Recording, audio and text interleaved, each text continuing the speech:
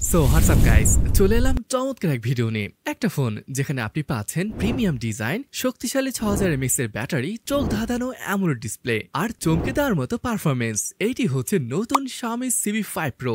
অনেকেই বলছেন এটা আমাদের দেশের Xiaomi 15CB নামে আসতে পারে।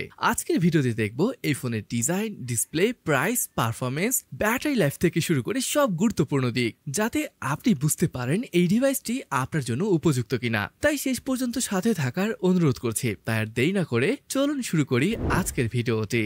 আর আপনি চাইলে কিন্তু সাবস্ক্রাইব করে আমাদের পাশে থাকতে পারেন। গাইস, Xiaomi CB সিরিজের ফোন বরাবরই বেশ স্লিম, লাইট ওয়েট এবং দেখতে আকর্ষণীয় হয়। এবারে Xiaomi CB5 Pro কিন্তু তার ব্যতিক্রম হয়নি।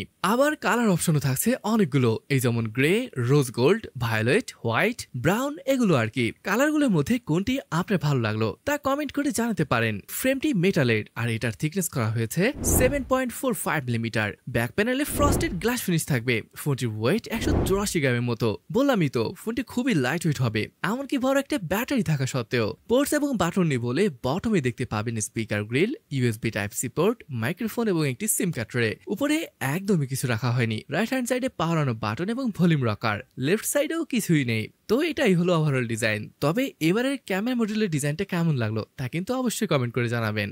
অলরাইট, এবার ডিসপ্লের দিকে আসা যাক। এখানে ব্যবহার করা হয়েছে 6.55 ইঞ্চের 10+2 বিট অ্যামোলেড প্যানেল। বেজেলগুলো একদমই স্লিম এবং অলমোস্ট সিমেট্রিক। রেজুলেশন 1.5K এবং এখানে 120 হার্জ-এর ফাস্ট রিফ্রেশ রেট ব্যবহার করা হয়েছে। দেখুন, এটা ফ্রেমকে ফ্ল্যাট করা হয়েছে, ব্যাক প্যানেল ফ্ল্যাট করা হয়েছে, বাট এটা ডিসপ্লে কিন্তু কার্ভ। চমৎকার একটা কম্বিনেশন। ব্রাইটনেস 3200 নিটস, যেটা পর্যাপ্ত আউটডোরে ব্যবহারের জন্য। আর লো লাইটের জন্য ডিসপ্লেতে থাকবে 2160 হার্জ-এর PWM ডিমিং এর সুবিধা। বাট এখানে কথা হলো, এই পিল শেপ ক্যামেরা কাটআউটটাকে এখানে কেন দেওয়া হলো?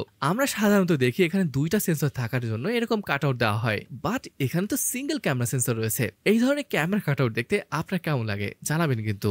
গাইস, এবারে এই স্মার্টফোনের প্রসেসর হিসেবে ব্যবহার করা হয়েছে Snapdragon 8s Gen 4 চিপকে।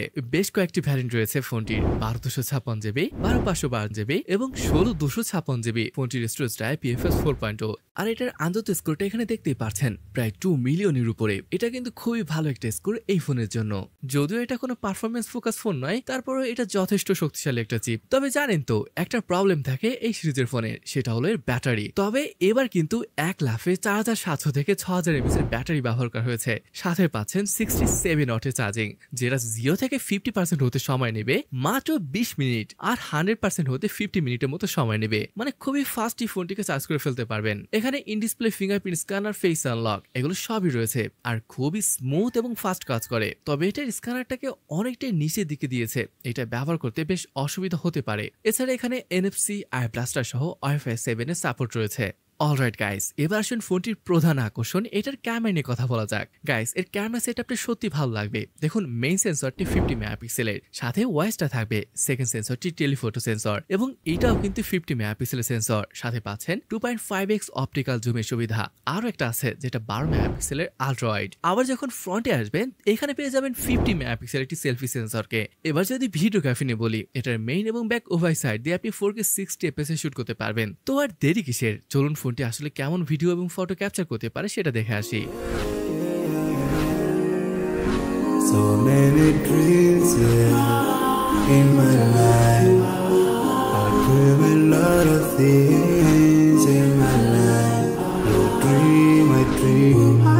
They dream, we dream. 'Cause you don't be satisfied for what we have. কেমন লাগলো এর ক্যামেরা পারফরমেন্স তা কমেন্ট করে জানাতে পারেন। গাইস, এই চমৎকার ফোনের প্রাইস যদি চাইনিজ টাকায় কনভার্ট করি তাহলে 50 থেকে 50,000 টাকা পড়ে। তবে দেশে মাটিতে আসার পর সম্ভবত 60 থেকে 65,000 টাকা পড়তে পারে। এমন প্রাইসে ফোনটি আসলে আপনার কাছে কেমন লাগলো? আমার তো এর ডিজাইন, ডিসপ্লে, ব্যাটারি সবই ভালো লেগেছে। পারফরমেন্স এভারেজ, তবে এখানে কোনো প্রকার IP রেটিং বা ওয়্যারলেস চার্জিং এর মতো সুবিধাটা কিন্তু রাখা হয়নি। যাই হোক, তো ভিডিওটি এখানে শেষ করছি। দেখা হবে পরের ভিডিওতে। ততক্ষণ পর্যন্ত ভালো থাকুন। আল্লাহ হাফেজ।